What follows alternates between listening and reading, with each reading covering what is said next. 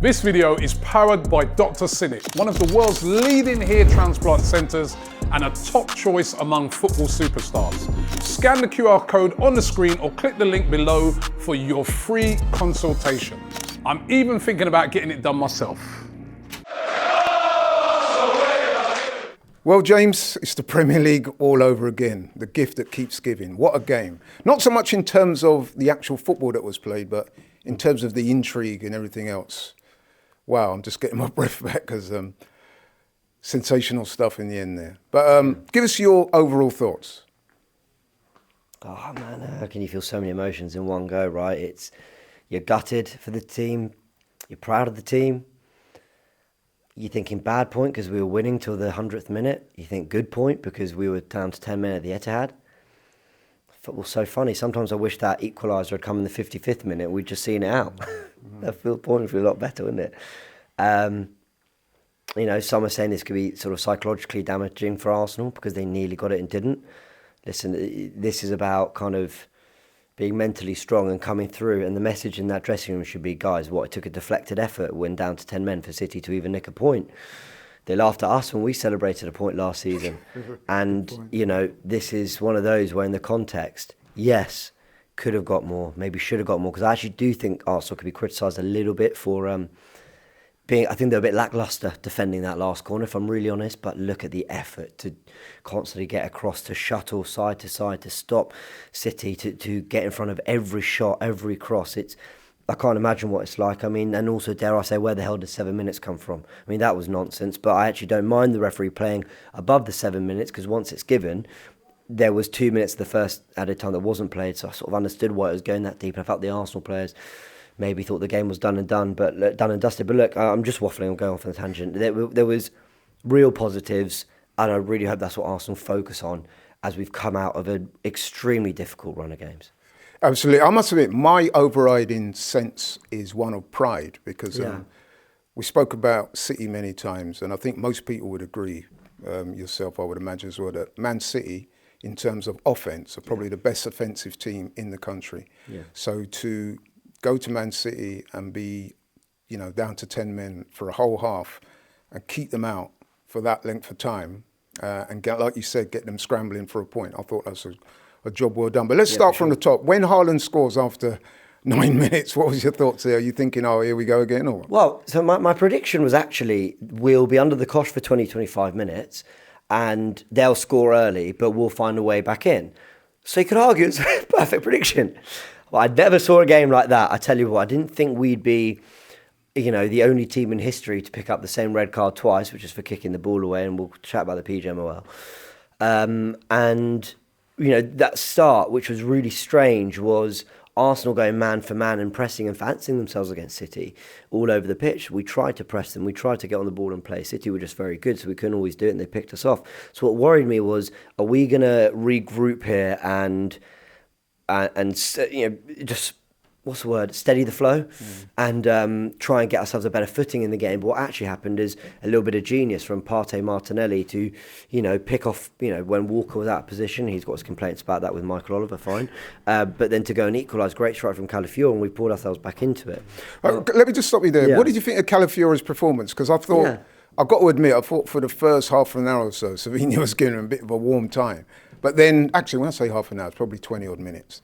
But then a great goal, 22 minutes, I think it was. What a strike. And then he seemed to grow in confidence from there on. Do you share that view? He was done by the goal, but responded brilliantly. And the goal is like, I don't expect Calafiori to be on the pitch to produce that, but if you can, then brilliant.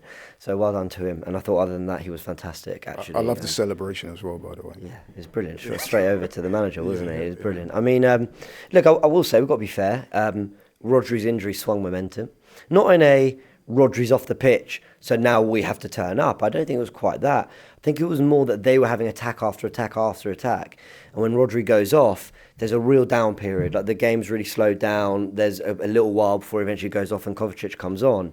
And that was a chance for Arsenal to regroup, and they took it well. So unfortunate for Rodri, but you've got to take advantage in those situations. We did. Absolutely.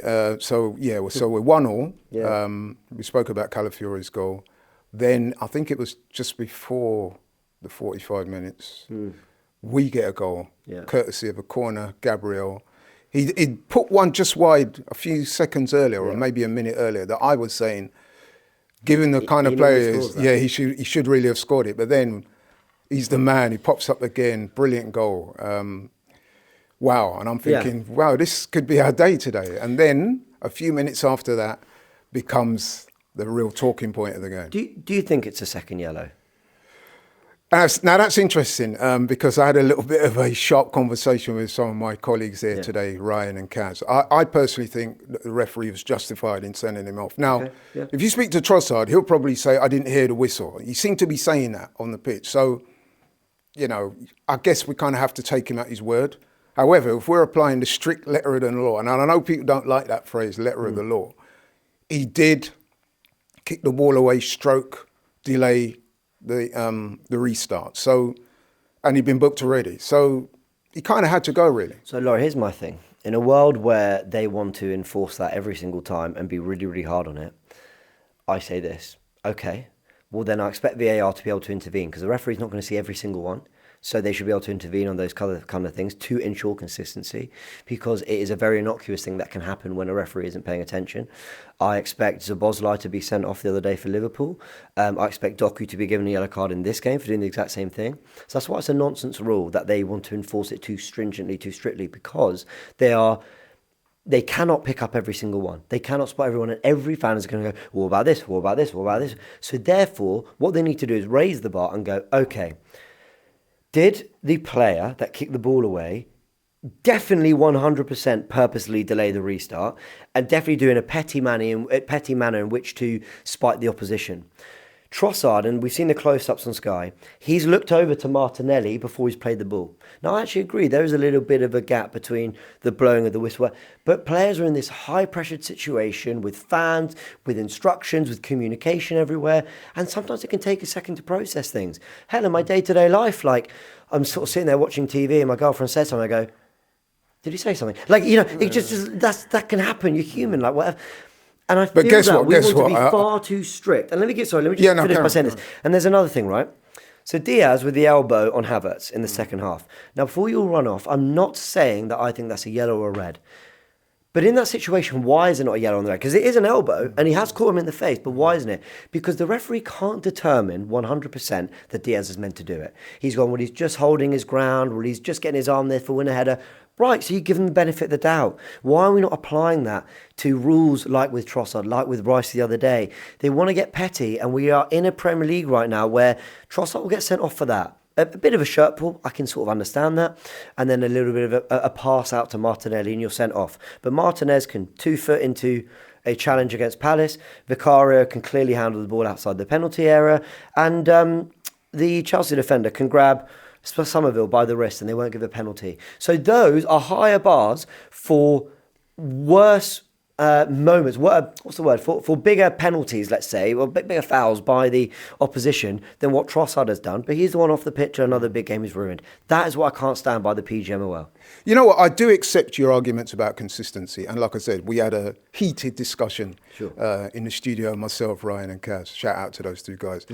But I'm going to say this, and I'm playing a bit of devil's advocate, but I also do mean what I say as well. Like, so you've described moments of inconsistency with the ref, and I get that. But in isolation, especially given what happened to Declan Rice a couple of weeks ago, I'm sure the manager would have said, listen, today, do not get involved in incidents like, do not kick the ball away, do not delay the restart, because you'll probably get booked for it.